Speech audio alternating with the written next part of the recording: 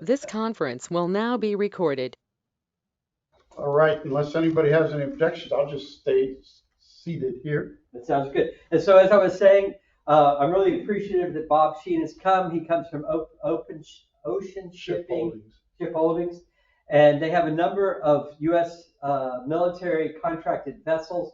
With the October 7th events taking place, it raised the question as to what happens with these types of companies, and there's others that are there, when actually a serious situation starts taking place, and the military begins to activate, and ships begin to move, and merchant mariners get called into not just the usual commercial trade stuff, but now significant maritime stuff.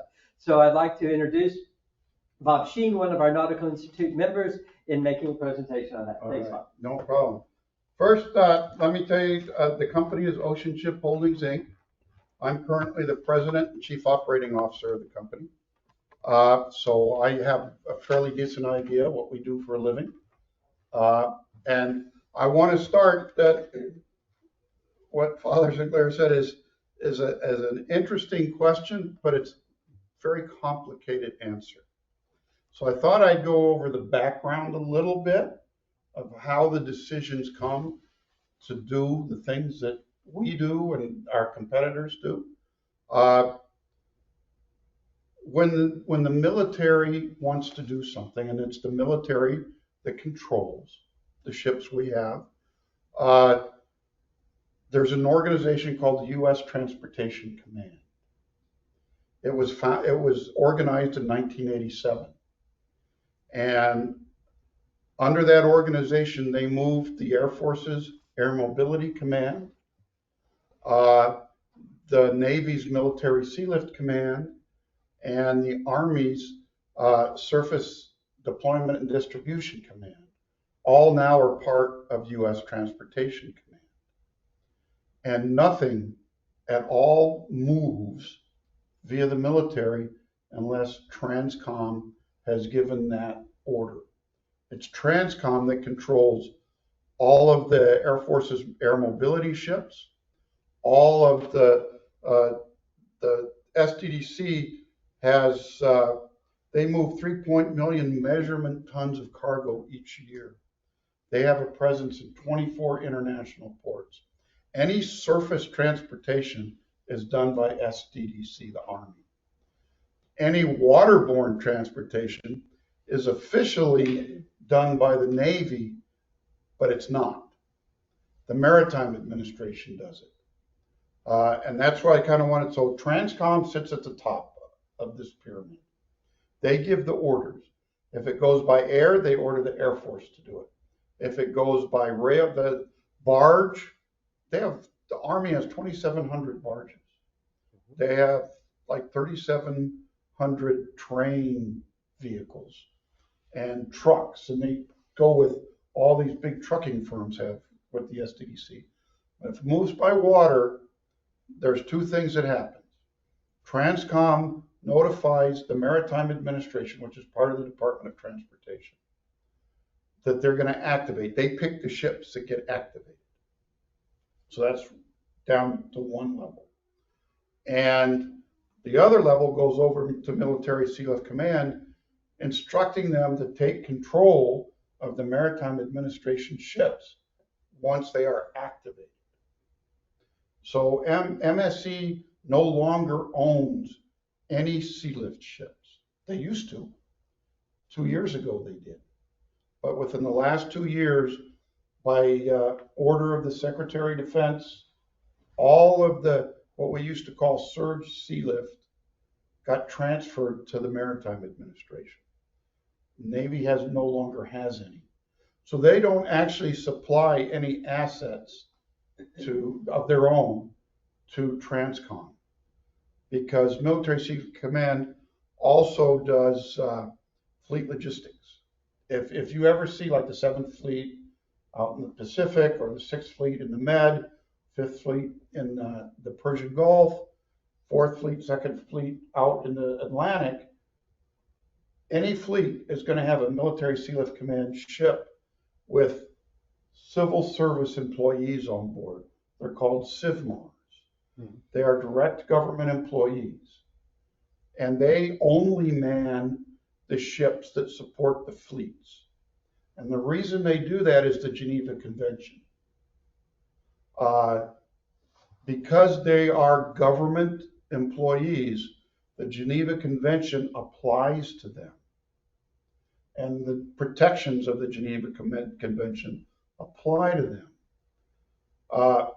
But the government owns about 60 other ships, cargo ships, that are part of the Strategic Sea Lift Fleet, it's called, or Ready Reserve Fleet.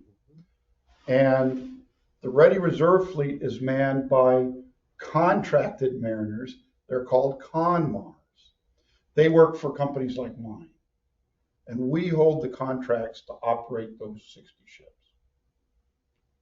Now, what happens is when the order demand goes to MARAD with the name of the ships, the MARAD doesn't pick the ships, Transcom picks the ships.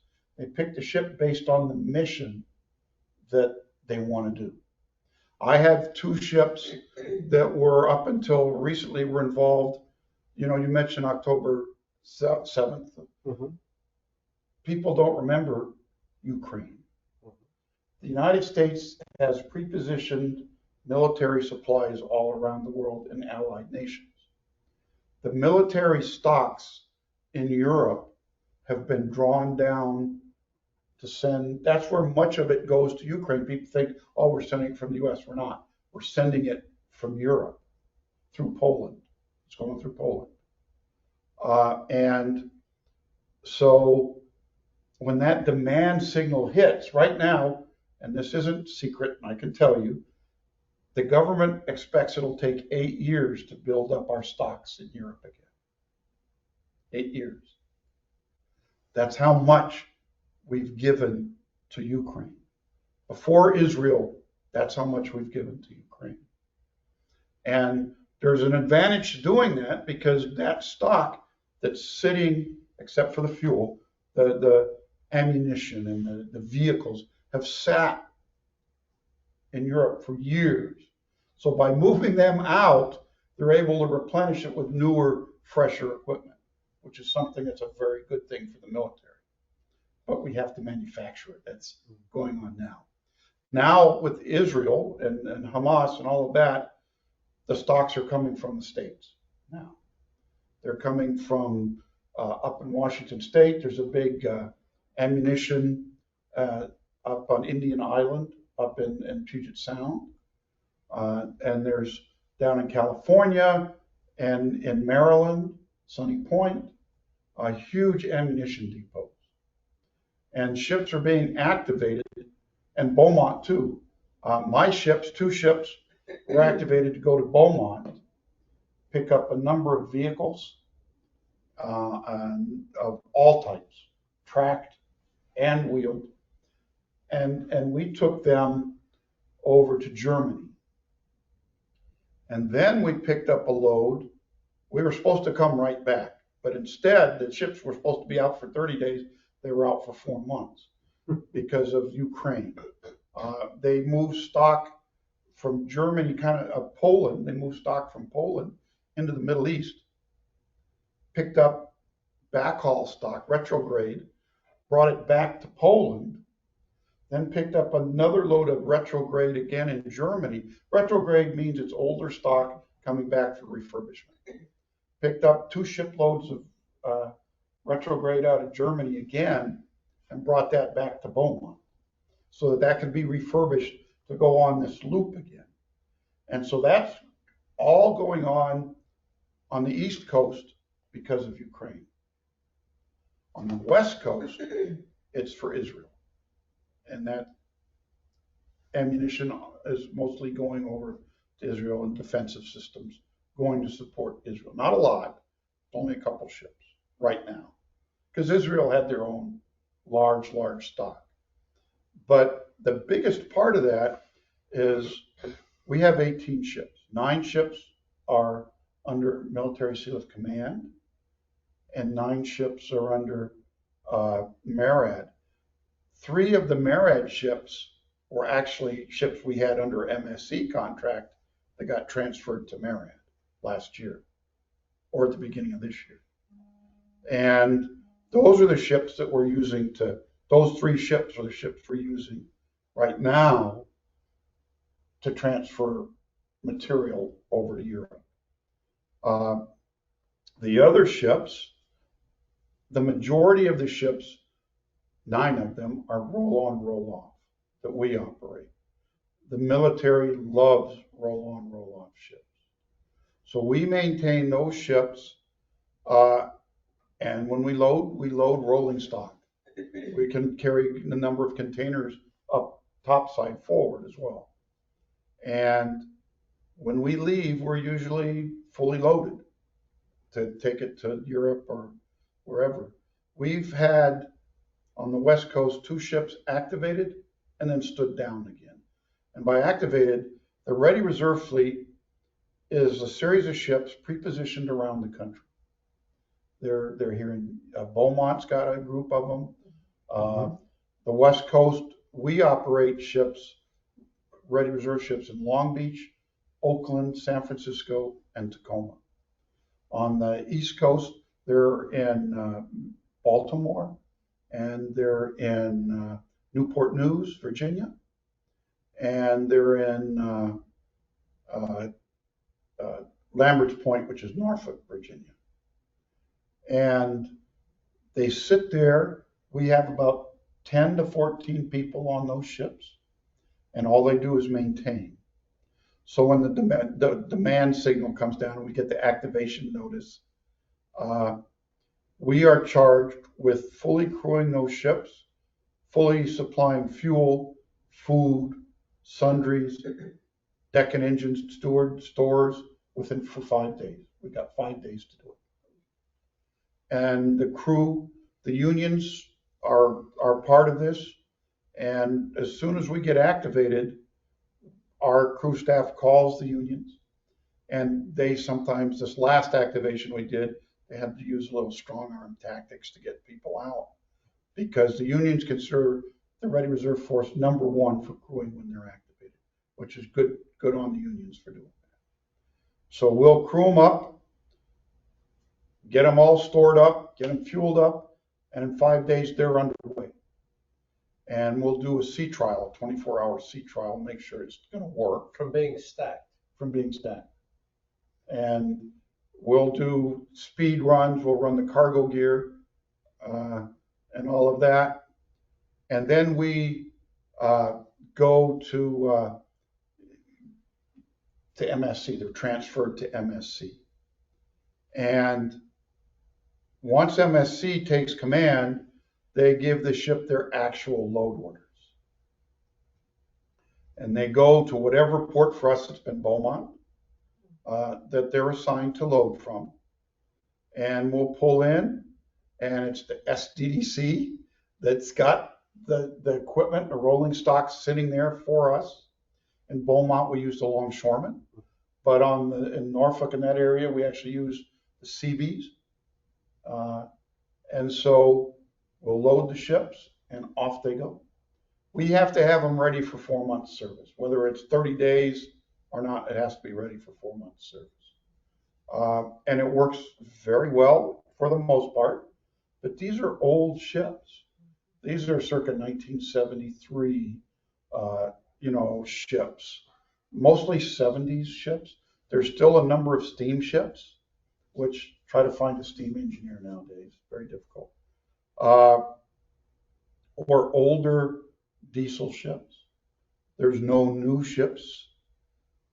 Even the Congress has ordered that they recapitalize the Ready Reserve Fleet by buying foreign and reflagging them and converting them. The original instructions from Congress was no older than 10 years. But with the money that Congress gave the Maritime Administration to buy the new ships, they couldn't buy a 10-year-old ship. So they moved it to 20-year-old ships, because the Ready Reserve Fleet is 60 years. We retire the ships when they hit 60 years. So we have ships that are the Ready Reserve Fleet The United States has ships, the crane ships were built in the 60s. Yep. For Mormac lines. Quality State and Yeah.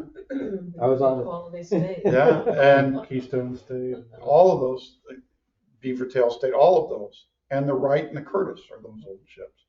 We have roll-on, roll-off ships. We have 4 of them built for States Lines, which was an old West Coast steamship company. Some of the very first railroads ever built, delivered in 72 and 73. And we operate 2 SL7s for those of us who go by the old name. They're called FSS now, Fast Sea Lift Ship. And those also 73. And So the Algol. Algol and Capella, they're our ships. They're They're ships we operate. Are the And, ARC ships yours also? pardon me? The ARC ships? No, Okay. no, we operate the Cape, what they call the Cape Eyes, Oh, and the 2 FSS and some Bob Hope ships, and the Gordon and Gilliland, the G's. So, some of those ships are 30. Those are the tankers. No, they're all railroads, all railroads. So those ships are ready to go at the orders of Transcom. But all of the Air Force obviously is not, but SDDC gets involved in getting the stuff to the port where we load it, and they take it when we deliver it. SDDC people take the stuff and then distribute it to the demand, whichever the demand signal they call it is. So it's a very complicated system. It generally works very well, but steamships are very difficult to maintain. You have to manufacture. If you want to do a retubing on a boiler, you have to manufacture the tubes. If you want to do the Gs, what we call the Gs, they're so old that their engines, it takes 18 months for the original manufacturer, MAN, to build a cylinder liner. 18 months. So 5 years ago, we put in an order for a number of cylinder liners so we would have them. Piston heads, cylinder heads, as some of the engineers call them, they're 14 months to build. But MAN here in Houston, they're out on the west side, they maintain a stock at their facility that we can exchange with. That's how we're doing it. But there are we're putting in new Kongsberg control systems on the ships because the system that was there for automation engine controls is so old. Not only can we not find the parts, we can't find the people that knew how to fix it. So it's very difficult to maintain these ships right now. There's not enough spare parts. There's not enough experience of the OEMs for, fixing things that break. You have to get in line with MAN to get their service, the experienced service techs. There's only a few of them down to the ship if you have major work. So it's very difficult. But right now, with everything that's going on, we're kind of on a heightened alert. And even though there's a continuing resolution, they're actually finding the funds for us to not only upgrade where we can, but to manufacture parts, to do work that has been deferred in previous years. Things like engine overhauls. An overhaul on a Bob Hope engine is about $3 million. A 12,000 hour overhaul is about $3 million. And there's 4 of these peel stick engines on board. So, that's $12 million to do an overhaul. And so they've been deferred in the past. But because of what's going on, we're doing 2 engines on each ship right now, $6 million, to do a complete 12,000 hour overhaul on these ships. Not all at once, because we have to have so many ready to go. But we're getting the money to do that. Unfortunately, because that's the priority, there are other things like deck maintenance and things that always go by the wayside. And we rely on going to the shipyards to do that. But right now, there's such a high demand signal from Transcom to be ready. They keep telling us, be ready, that our guys are out there making sure that everything's ready to go. We've fired up all the steamships and ran them for a couple days, make sure that we can fire them up, make sure that everything that's supposed to work. We found some leaks, so we've got to fix that. On the diesel ships, when they're direct drive, we can't run them alongside the, the pier. So we can just turn them over with air, make sure that they turn over, do an inspection, of the sumps and all the crankcases. But we're ready, and all our competitors are in the same thing. We have this very strong demand signal coming down to be ready. And this is over and above our resupply of Europe based on the Ukrainian issues. So the U.S. has a lot going on, and I will tell you that we operate 6 ships for MSC that are not part of the Third Sea Link. They're ocean research ships, and they have been incredibly busy in the around one of our not so friendly friends. We go out there, we do the mission that the ship's assigned, and we usually have a U.S. Navy or U.S. Marine Corps security detachment on board, and we have a tail, which is usually a Navy destroyer with us while we're doing it. And we're going to places where our not so friendly friends don't want us to be. So we also have 1 or 2 tails from those people when they do that, which is why we have the security teams on board. And we're doing a lot of whatever the government wants us to do in that area. Some of it is strictly ocean science, and some of it isn't. Because the Navy ostensibly runs the ship for the MSC ostensibly runs the ship for the Naval Oceanographic Office, NAVO we call it, and they put the scientists and the technicians on board. But there's also people, we call them black box. We don't know where they come from. We don't know what they do. Once the ship goes out with these black box people, they're not allowed to talk to us. They're not allowed to tell us where they're going. They're not allowed to tell us what they've done. Everybody has secret clearances that are on those ships. So those have been incredibly busy right now. And we did have some in the Gulf, but they pulled them. Gulf of Mexico, Gulf of... Oh, I'm sorry. For me, it's the Persian Gulf. And we've pulled them since what's been going on down in Yemen and Aden, and with the Iranian drones and everything. We pulled those ships out of there and reassigned them to a different location. So the government is doing an awful lot of preparation for a lot of different things. We're ensuring that we can resupply Europe as they draw down those stocks.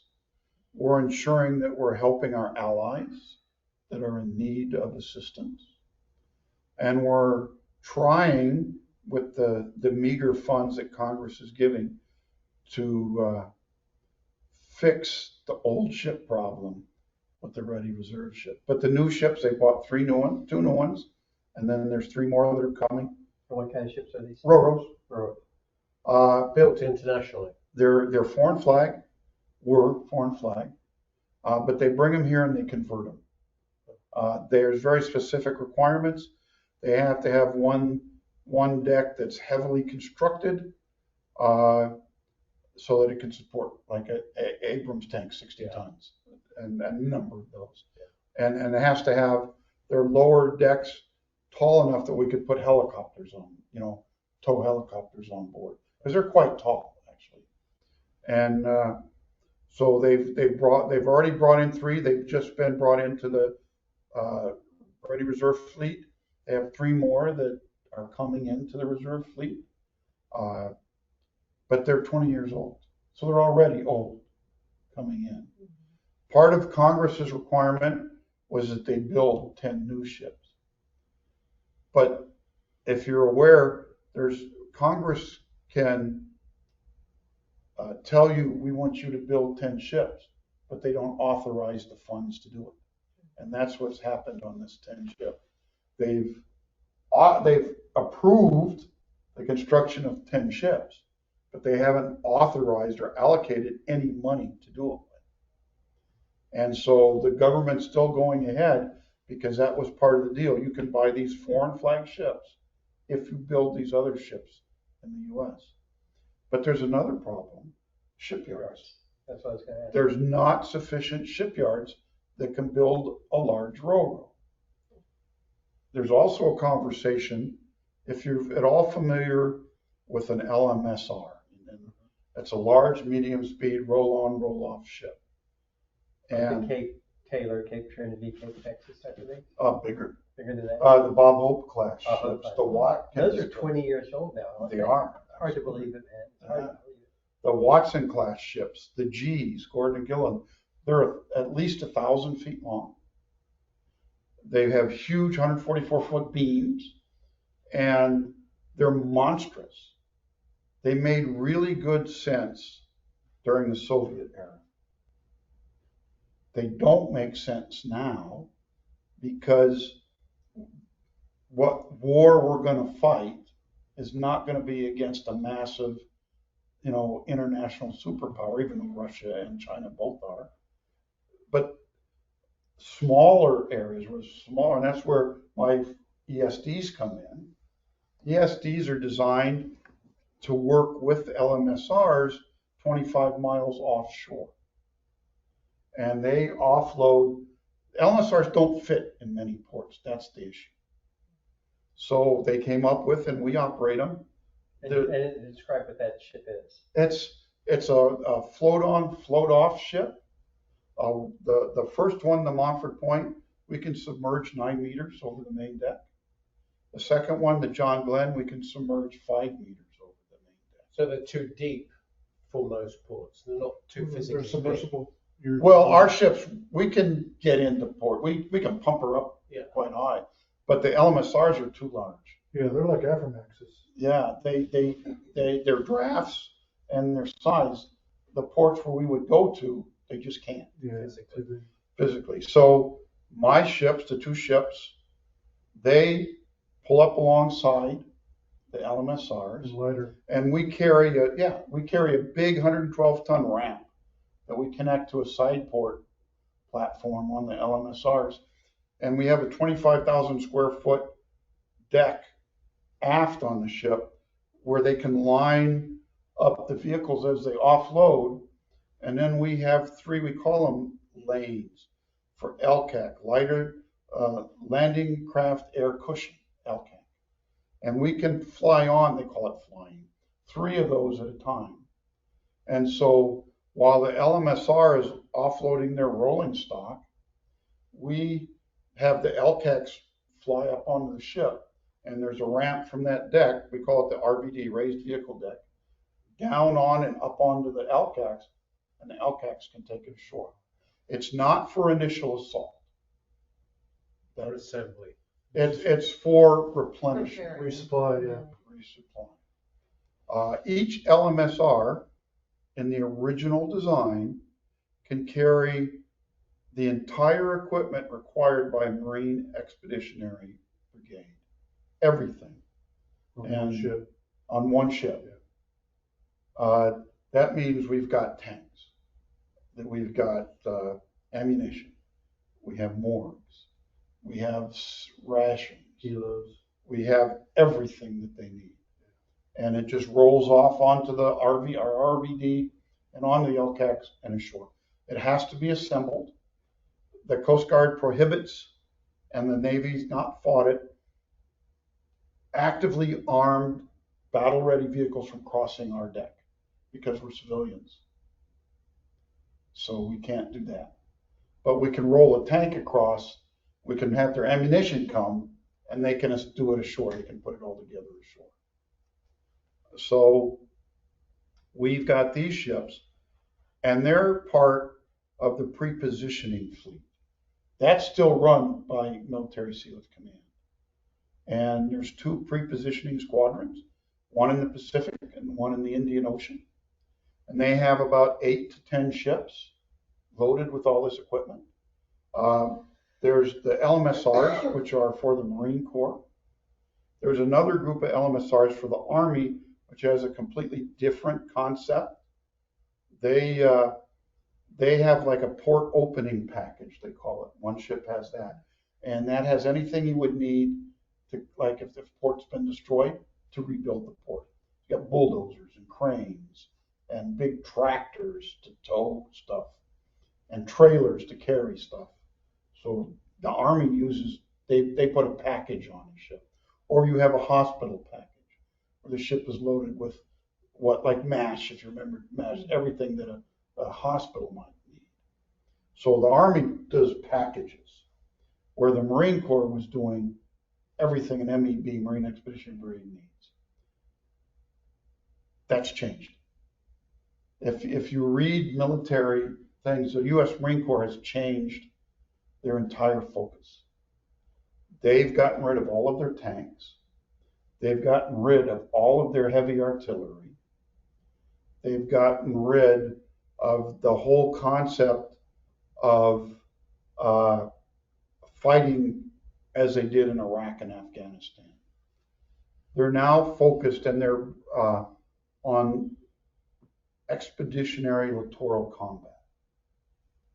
And so what that means is these big giant LMSRs aren't needed, which is why they're being transferred to Marriott for sea lift. There's only a few still out there. They have about 5, I think, in each squadron. And they're still there, but the Marines concept doesn't meld with this whole thing. So the Marines, our idea now is small, reinforced platoon-sized units going ashore on islands in the Pacific, almost like the Second World War, and firing off anti-ship cruise missiles and anti-personnel cruise missiles for aerial denial. In other words, to keep, I'm going to say the word Chinese fleet bottled up so they don't break out. They've got limited access to the Pacific, don't they? Yeah, because the largest navy in the world is the Chinese Navy. They outnumber everybody's navy. And they now have 2 3/4 aircraft carriers. And so the Marine Corps is shifting back to their World War II days of amphibious operations. So the large roll-on, roll-off LMSRs aren't needed. And even the large amphibious ships aren't needed. They need 31 of those right now. And they still have them because they have no replacement. But Congress has just authorized, they call it a light amphibious ship. And they're going to be small. They're going to be able to beach like the old LSTs from World War II. And they'll be able to carry about 75 Marines and all of their combat equipment, which includes the missiles and supplies. Would they be stationed on a vessel like yours? No, they'll be pre-positioned out wherever they're going to be needed. And deep sea capable of yeah, sailing? they'll be deep sea capable sailing. And Congress has authorized construction of 24. The first one's going to start. They're still they're fighting. The Marines and the Navy are fighting. The Navy wants everything gold plated. Even the ships we operate, the ESDs were $500 million a piece. what they didn't need to be, but they were. The Marines don't want to spend they don't want to spend $500 million or $1 billion. The large Navy amphibious ships are about $1 billion. The Marines want to spend $149 million per ship. That's it. And they won. So these light landing ships or whatever they're going to call it, work on, they're going to be loaded, they're ready. Have you ever heard of the island chain, the 9-island chain? The Chinese claim the entirety of the South China Sea based on historical usage. And there's a series of islands, many of which they've now built themselves from reefs, that they claim mark as the demarcation between Chinese interior waters and international waters. That's to get them access to the Pacific, isn't it? Yes, Yeah. but it also resources, all the oil. Their 9-island chain encompasses Vietnam, Philippines, and Borneo, EEZs, well into their EEZs. And right now there's a huge argument going back. And if you look at the press, the Filipinos have had an incredible time resupplying their posts because the Chinese are denying them access to islands that are legally Philippines. The Philippines took China to court, the International Court of Justice, and the court ruled that China did not have the whole South China Sea. They had the traditional 24-mile, national waters and a 200-mile EEZ. The Chinese have rejected that. And the Filipinos and the Vietnamese, and that's why you may see on the news about U.S. ships cutting through China, the Taiwan Strait, or making a South China Sea passage and being interfered with by Chinese ships. It's because we're the freedom of navigation. We're enforcing that. And now Australia started to do it, Canada started to do it, and the UK is doing it, and Germany's doing it. We're doing it the most because we always tend to do it the most. But the other nations are there doing it because that's impinging on the rights of all these other Southeast Asian countries. China just doesn't care. They've built out of the Spratlys and all these archipelagos that were really coral. They put dredgers. If you've ever seen the pictures, it's unbelievable, of a gang of dredgers around this reef, just piling dirt on them. They've made islands, and they've put airfields on the islands.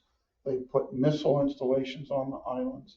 That's to protect this 9-island chain. So nowadays we talk about the inner chain and the outer chain. And the inner chain, that's death to any American ship once the shooting starts. Because the Chinese have developed really, really good hypersonic missiles that can take out carriers. And so the second island chain is what they figure U.S. forces. So the Marine Corps is supposed to go in, take these islands, and use their anti-ship missiles to prevent Chinese ships access. And it's really complicated. And the Chinese are protesting us all of the time. They're claiming that we're going to cause another war, world war, because of it. And to support these operations are what the ships that we operate do in support of our forces and what we're doing. But when you get involved in it and when you start having to discuss how we're going to get our ships out there and how we're going to protect them. Scary. The Navy has discontinued the whole idea of convoys. Yeah, that's scary as hell. Yeah, it Remember is. U.S. Merchant Mariner? Yeah. It's scary. We've got to go, just go and hope we make it. It didn't work in the First World War. It didn't work in the Second World War, but the Navy has retired all their frigates.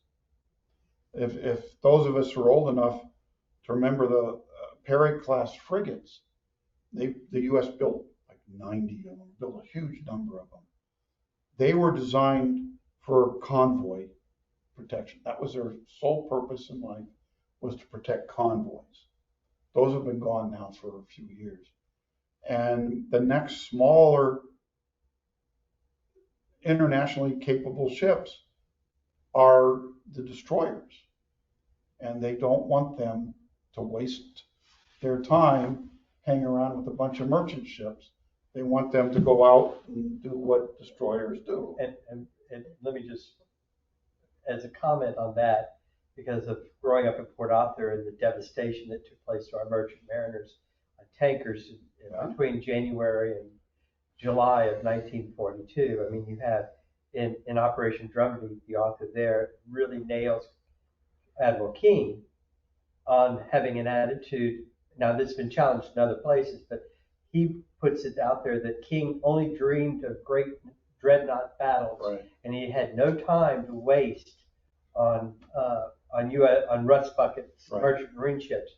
And it wasn't. And then in Matthew's Men, Giroir's book, he brings to light on it that finally Churchill said to Roosevelt, "I don't care about your ships if you want to lose your ships, but you're losing my ships, the Panamanian Right. ships, the Norwegian ships, and all these other ships to German Submarine Act." And finally kicked the Navy into actually taking care of that situation. And as a merchant mariner myself, I was outraged during the Gulf of Aden situation when the Navy was so busy fighting terrorism in Manila as opposed to being out in the Gulf of Aden and protecting merchant ships at that point, and until finally we had the Maersk Alabama incident, and all of a sudden we got serious. And the Navy's still out there. They just saved a bulk carrier, I guess it was, or chemical tanker. Yeah. Chemical tanker from being captured by Somali pirates. Oh, Yemenis. Yeah, no. Somali? They said they're Somalis. Somalians, okay.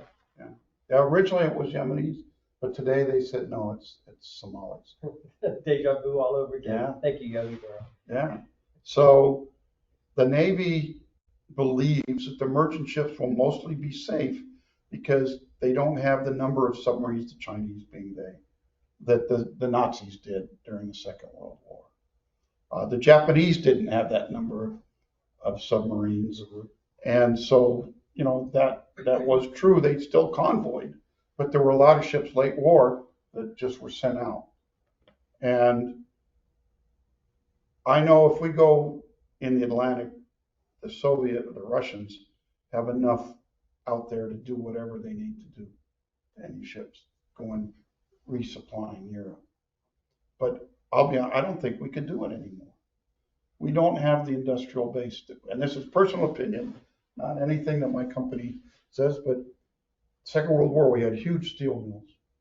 We had huge production facilities. We had, skilled labor. We've outsourced our steel production. We've outsourced batteries. Guess where batteries come from? China. Where steel comes from. Steel comes from China. Wow, that's a great idea. We don't have the industrial capability that we used to have. That's why it's 8 years to replenish Europe. We can't make the stuff like we used to. We don't have the plants. They had to reactivate a closed down ammunition manufacturing plant to start replenishing our stock. And, those are issues that the government's looking at. They don't talk about it. But when we have our meetings about readiness, we have a lot of readiness meetings, and what we're going to do and how we're going to do it and what the plan is. That's a huge thing. Is where are the materials going to come from? Where's all of these things that we're going to carry over?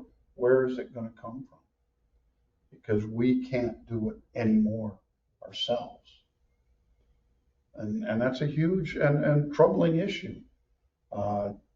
In the previous world, where it made economic sense to send things offshore for the companies, it didn't make strategic sense.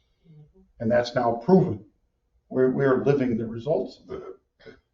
And it's an interesting question. We have stock that we can help replenish an initial assault. No doubt we have that. But who's going to replenish the replenishing? Well, and with that, and with being in the SIU union, after we crew up the 60 or so ROF ships, Oh, there's no relief. 6 months later, there's nobody to There's take no anybody. reliefs. There's no reliefs. There's none.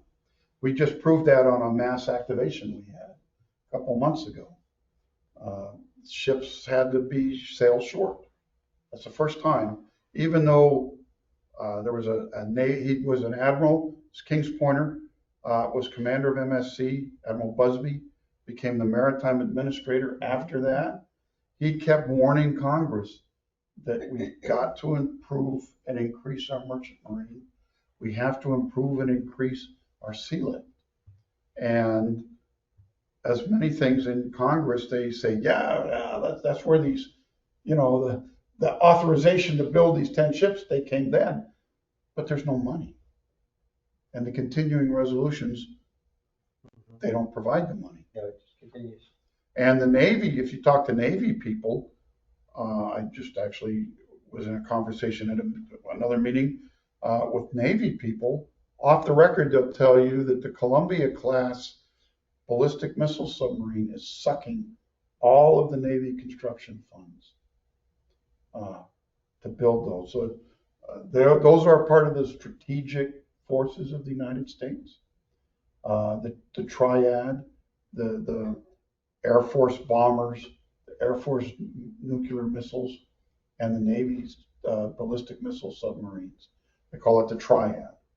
And it was what the deterrence was during the Soviet era. We let that completely fall apart during the peace dividend years. And now the submarines that are out there now, the Ohio class, have to be replaced. They're aging. They're 30 years old. And they consider them our first line of deterrence. And they're building the Columbia class submarines to replace those. The problem is they're incredibly expensive. I mean, it's billions and billions of dollars per ship, per sub. So the Navy wants to build these Marine Corps amphibious ships. They want to build more destroyers. They want to build a new class of frigates. Now they're going back to frigates. They want to build a lot more F-35 airplanes. They want to build more autonomous UAVs. They want to build all this stuff, but the money's being sucked into the Columbia class. If you read anything in the Naval Institute, read some of the stuff in that, you'll see the money's all going to that. And money that we would get as part of the Sea Lift fleet, the surge fleet, is also going there to build the 10 ships. Guess where it is? It's in this Columbia class submarine. To buy more of the older foreign built ships. It's in the Columbia class submarine. When Congress just did their latest continuing resolution, they added a special thing to put more money into the Columbia class. Now, I'm not saying that's a bad idea, because we do need a deterrence. There's plenty of nuclear countries now. North Korea is now nuclear.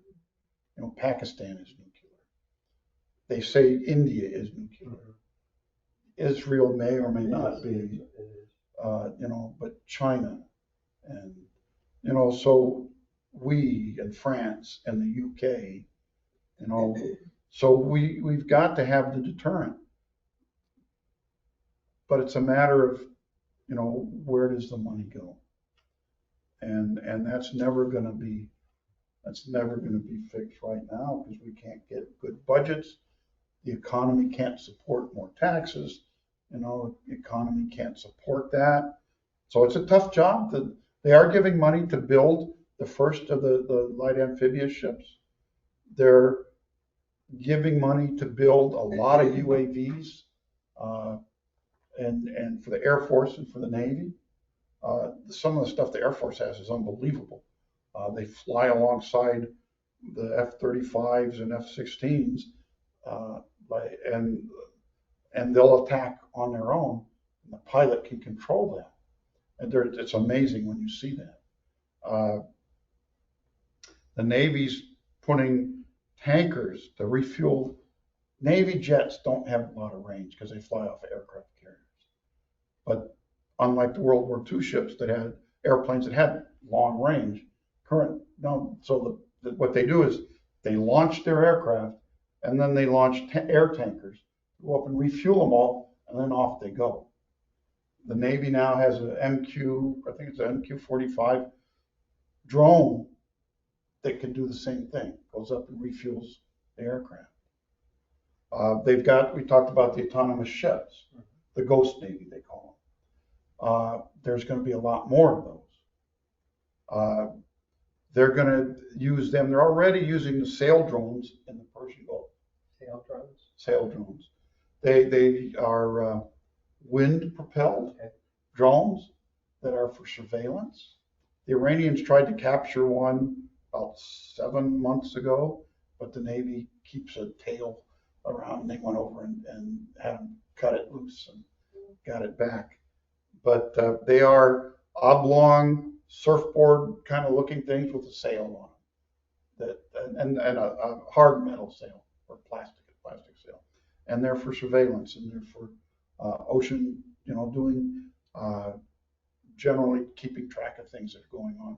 So the autonomous for the military is out there and going. Then there's the new weapon systems. There's just on the news, they've talked about the new nuclear weapon that we've developed. Hopefully that'll be deterrent. But there's now energy weapons that have been, that we're developing. Well, laser.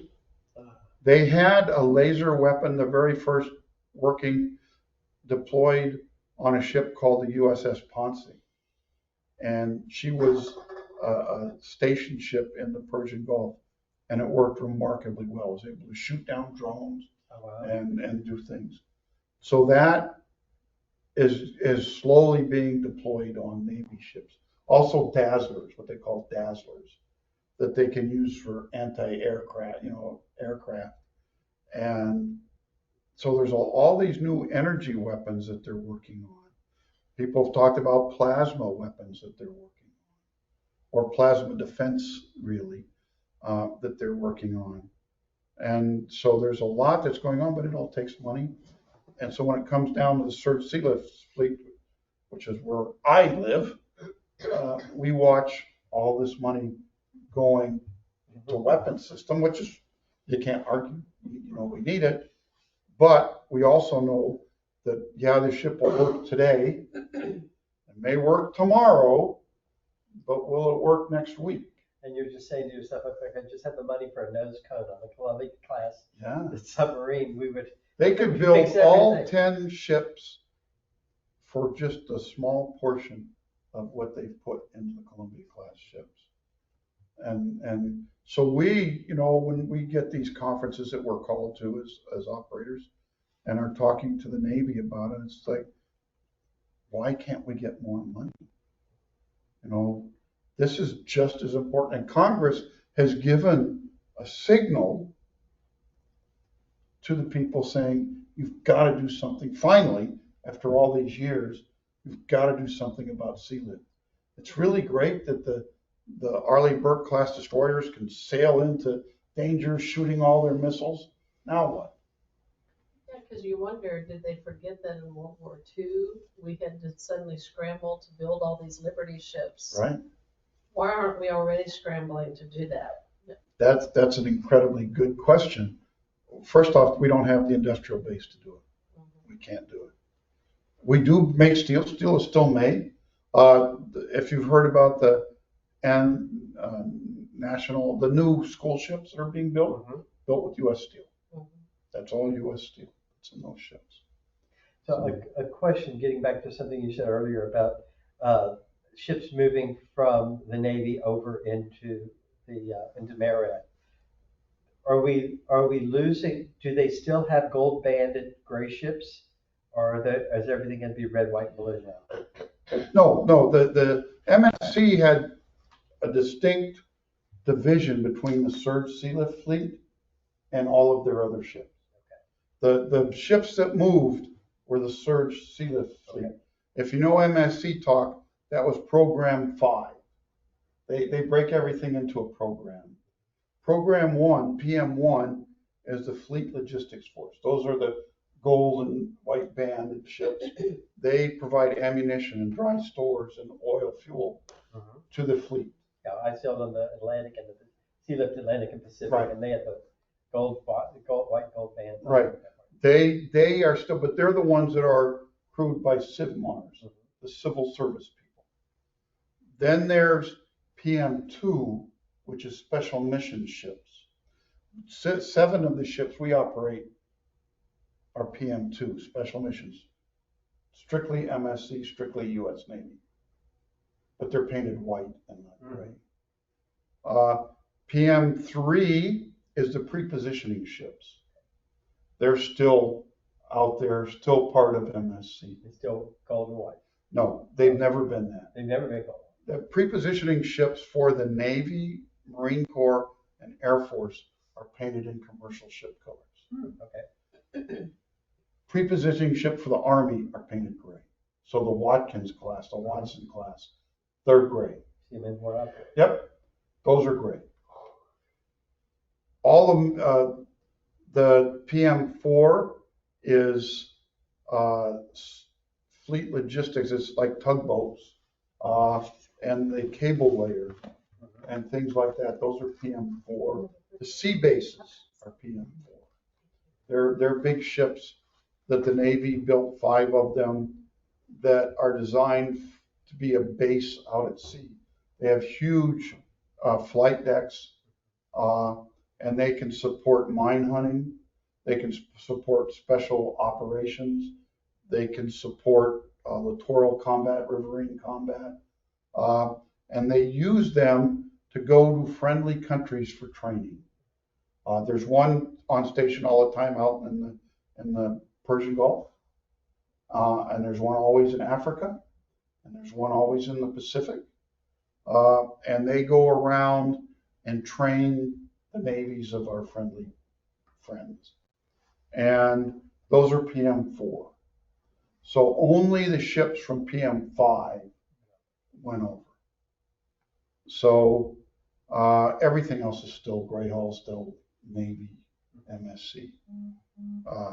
But MARAD took all of the cargo carrying ships. So this has been just incredibly fascinating for me. I just want to reach out to Tom or to some of the other folks if you guys have any final questions. Yeah. Close this out. Well, the reason why you were saying earlier, it's easier to replace the stuff and do maintenance on it. Is that why they left so much stuff in Afghanistan? It's for those same reasons? Yeah. It was old. It would cost more to bring it back than It would be to cost replace more. it. Yeah, it would cost more to bring it back. We did bring back. We were heavily involved in that. They call it a drawdown. As we reduced our forces, we did bring a number of pieces of equipment. But in the end, when the president said, "Get the heck out," they left it. But that's not unusual. If you've ever read about Vietnam, we did the same thing in Vietnam. If you read about the Pacific War during World War II, they drove brand new bulldozers into the ocean. Trucks just drove it into the ocean. All of rolling stock, they didn't bring it back. Some of the islands they left some to help the people, but the majority of it rolled into the ocean because, and rightly so, if they brought all that stuff back, that would add to the depression in the U.S. because there'd be no requirement for manufacturing vehicles. There'd be no requirement for manufacturing aircraft. Well, Doreen and I are involved with the cause for sainthood for Brother Marinus or Captain Leonard LaRue. And so he was like one of the last ships leaving Hung Nam. Right. And they did take a lot of cargo out, but in the end, the Navy between the demolition people who put dynamite there, and then the Navy ships that just shelled the port, there was a lot of equipment that was left there that was just destroyed at that point. Yeah. We have a history of just leaving it. I think it's completely ridiculous to do that, but for the World War II thing, I understood because we built thousands and thousands of tractors and trucks and stuff, and that would have destroyed the economy in the States to bring it back. But with the cost of a Humvee nowadays, or one of these big monster cargo trucks that they have, it's insane to leave it there. And it provides, you've seen pictures of the Taliban driving around in Humvees and driving around in our trucks. So that just supported somebody who's not necessarily our friend. I appreciate your explanation, because we actually do have Transcom comes to Port Arthur, and they do their Army games, right? So they bring in the ships, and MARAD's there, and Right. all of the different organizations are there, and they'll rent out the center and use it for their command center. But trying to understand how all of them work together is very interesting, and then how the merchant fleet works with them. Right. But I thank you for the work that you're doing, because it's, what's going on in our world today is rather scary. It is very scary. You have to look and say, are we on the verge of World War again? And then is there a potential for civil war within some countries, including our own? So. Yeah, that's a good question. Transcom owns transportation for the military. That's what they do. And nothing happens unless as far as transporting something for the military, unless Transcom has ordered it or approved it. And it's pretty interesting when you think, well, it's the Navy, but the Navy works for Transcom. The Air Force, the Air Mobility Command, works for Transcom. In fact, of this, what they call subordinate commands, the only one that's not headquartered in Transcom is MSC, because they do have the Fleet Logistics Force, and they have all these other strictly Navy things. And now, by taking all the surge sea lift away from the Navy, from MSC, the only thing the Navy does now, MSC, is provide operational orders. They take what we call operational control of the ship. Mm-hmm. They direct where it goes and what it does, but they don't own the ships. MARAD owns the ships now. So it's a pretty complicated setup that does cause issues. MARAD and MSC aren't very friendly with each other because MARAD got all the ships, and the Navy was not happy having their own ships. So there's a little bit of MARAD saying you're going to do it our way, and then MSC saying you're going to do it our way. So it's kind of a fine line that all of us, all the operators, there's 7 operators for MARAD and there's 6 operators for MSC. And each has their own meeting of their operating companies, and each indoctrinates us with but we're all the same companies. There's only a few U.S. flag companies, and we're all the same, with the exception of the 7th one for MARAD, which is Matson Lines. All the other people that have contracts with MARAD have contracts with MSC. So we're all together all of the time, and so we talk amongst ourselves, and we're still competitors, very strong competitors, but we're also in the same boat. And we talk about, well, how did you solve this problem? How did you solve that problem? And our problems are all money. Right now, MARAD is, because they got these ships and they got it up ready to go, a little, I'm not going to say really well off cash-wise, because they're not, but for repair of the ships, they're really good right now. That won't last. I think we're starting to see the end of it. But at least by the time the money runs out, we'll have the ships, all of us, all 6 operators, 7 operators, we'll have the ships ready as we can get, based on parts and the timelines for obtaining the equipment, because it's aged, it's old, and so we'll see. Tom, any questions, any words from you? Uh, no, the only comment I would make is that I was at my tags teaching when the first Gulf War thing, right? And they had crewing problems at the time, and I tried to convince the MMP to tell MARAD that we can't man the ships, and you should get on when Saddam Hussein comes with the school buses to take you to prison, you should go on the school buses. And I thought that might wake up the military, but they didn't. The Instead, they got unions are adverse,84-year-old radio operators, So, yeah. anyhow, Well, the unions are adverse to telling the government they can't man the ship. Yeah. They are, They really are. but it's obvious now, the Navy for MSC for their SIVMAR ships, when we got out of Kings Point, and I know Tom's a Kings Pointer, we got a Navy commission in the reserves, in Merchant Marine Individual Ready Reserve. They don't do that anymore. They still get a commission, but they're commissioned as Strategic Sea Lift Officers, SSOs. And SSOs are owned by MSC.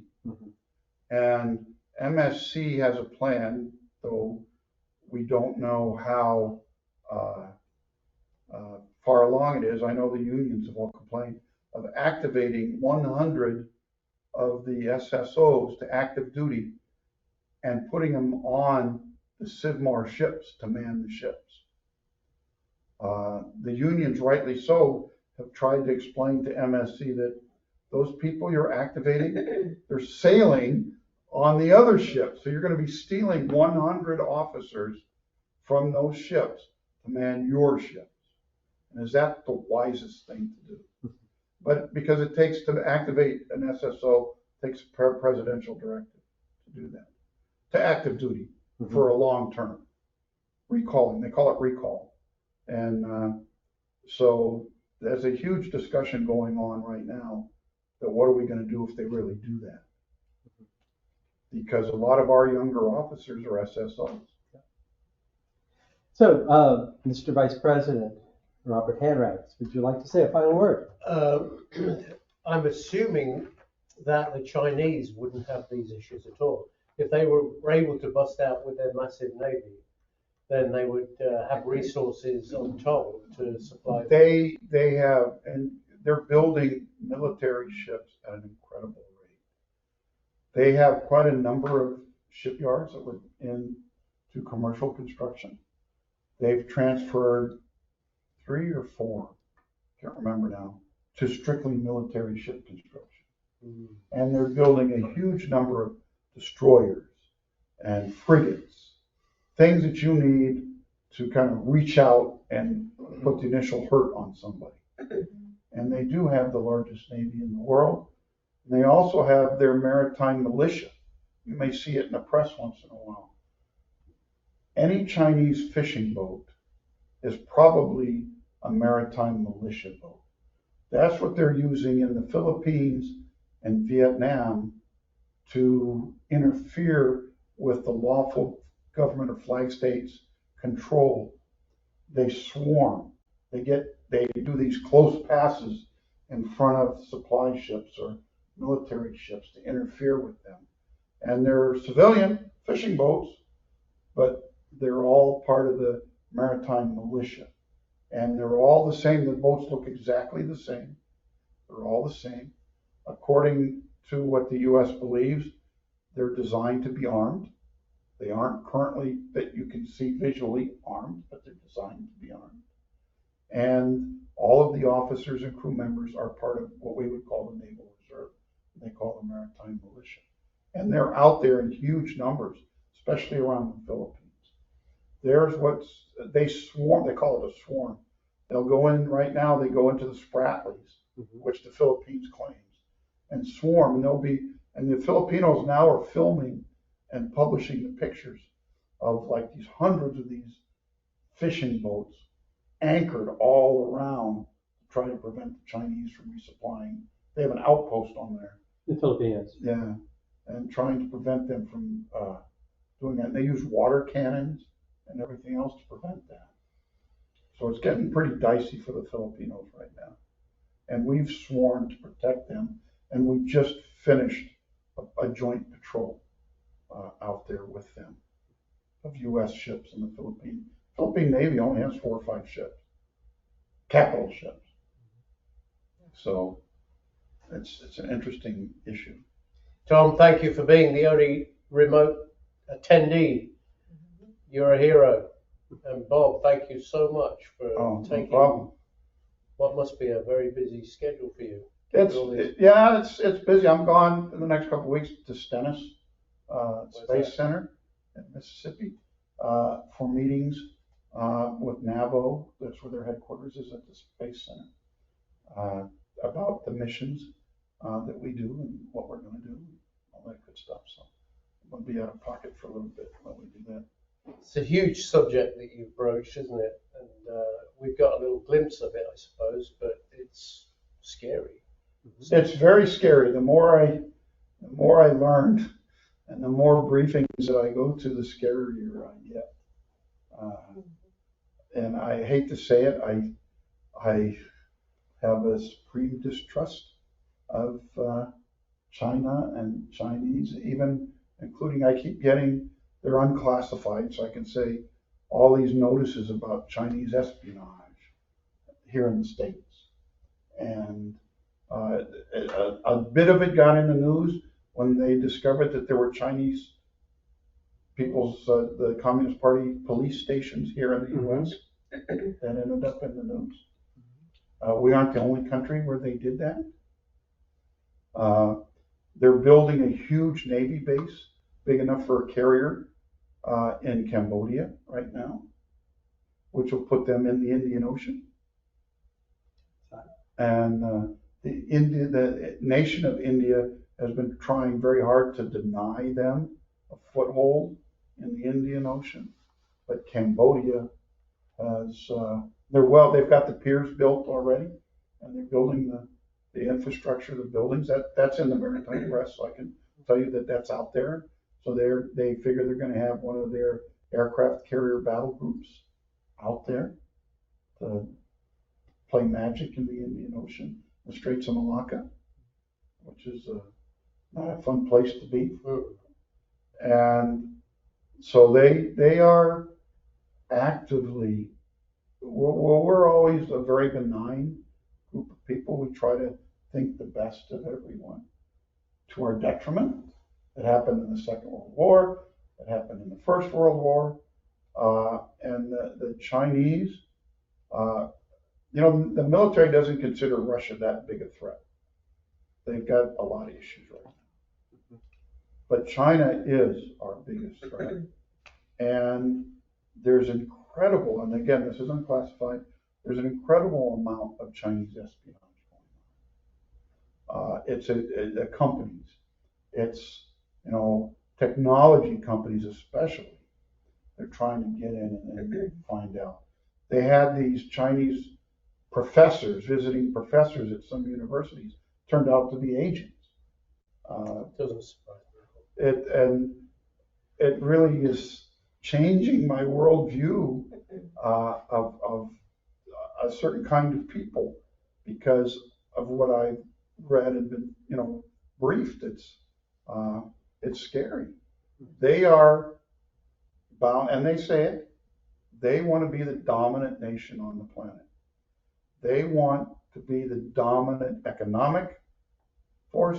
They want to be the dominant military force, and they want to be the dominant world player, which automatically pits them against us. I'd certainly want to, two things maybe we'll do a chapter B part of this, and we can talk about the impending demographic collapse in China, which will be very interesting in the next 10 years. Demographics, because of the one-child policy. Because the long-term one-child policy that a lot of people like 66 my age, but not a lot at 20. I mean, you're building a Navy, but it's going to be interesting in Korea. Well, they've now are paying bonuses to people that have multiple children. But that's 18 years from now before that can be. Oh yeah, absolutely. I wonder if that's why they were relieving the visa to travel there, because then you're there and they can. And then the whole other thing is, just to raise the question of, we're seeing the marches in the streets with immigrants from Muslim countries, and what the impact that will have in our domestic as well as international thing. As you're seeing ballistic missiles being lobbed at a Navy ship yesterday or so. Very poorly, 10 miles away. Thank goodness, but but that can all change things. So, but that wasn't the first attack on that ship. They've had 2 drone attacks. but they were able to shoot them all down. A US ship. U.S. like Navy Yeah, vessel. Arleigh Burke class destroyer. They had a single drone the first time, and all they say is multiple drones. Who launched them? The Houthis from Yemen. Oh, really? So thank you very much, Bob. You Yeah. got to get home. I got to Yeah, get back I to gotta work. Thank you Yeah, to thank Steve you, Ball, Steve, yeah. sincerely. for, Big shout out to Siemens Church Institute, Houston, for hosting us tonight. And big thanks to everybody for listening who are going to maybe watch us later on. Thank you for joining us, and looking forward to future meetings of AI. Ciao.